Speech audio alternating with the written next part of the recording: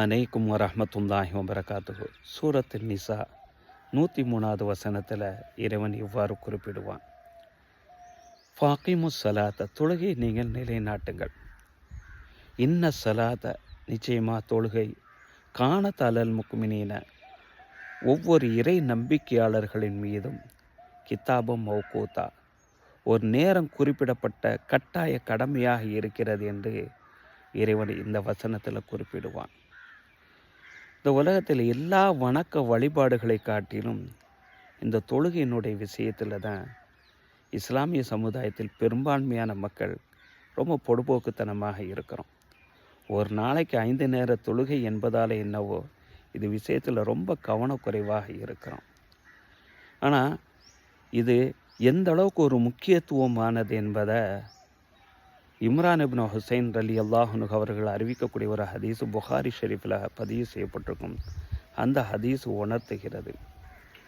அவங்க சொல்கிறாங்க, எனக்கு மூல நோய் ஏற்பட்டு அதனால் ரொம்ப பாதிப்படைந்து கொண்டு இரத்தப்போக்கு ஏற்பட்டு கொண்டு இருந்தது.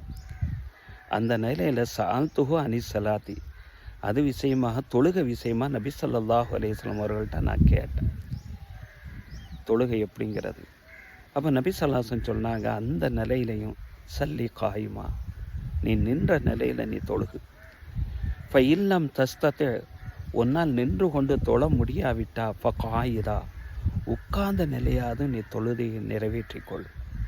இப்போ இல்லம் தஸ்தத்தை, அதற்கும் உனக்கு சக்தி பெறவில்லை என்று சொன்னால் ஃபலா ஜன்மீன், ஒருங்கிணைத்து படுத்த நிலையாவது அந்த கடமையை நீ நிறைவேற்றி விடு என்றார்கள் நபி ஸல்லல்லாஹு அலைஹி வஸல்லம்.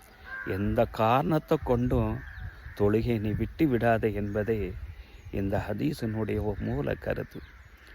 நபி தோழர் அனஸ் இப்னு மாலிக் ரலியல்லாஹு அன்ஹு அவர்கள் அறிவிக்கக்கூடிய ஹதீஸு தபுரானிலையும் சஹீஹு தர்கீபிலையும் இந்த ஹதீஸு பதிவு செய்யப்பட்டிருக்கும்.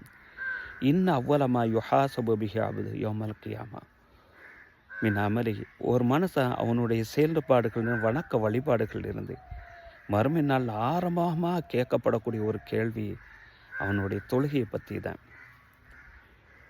ஃபைன் சலகத், அந்த தொழுகை அவனுக்கு சரியானதாக இருந்தால் சாயிரு அமலி சலஹ சாயிரு அமலிஹி, அவனுடைய எல்லா செயல்பாடுகளும் வணக்க வழிபாடுகளுமே சரியானதாக இருக்கும். எப்படி தொழுதிருந்தான்னு சொன்னால் எல்லா வணக்க வழிபாடுகளுமே சரியானதாக இருக்கும்.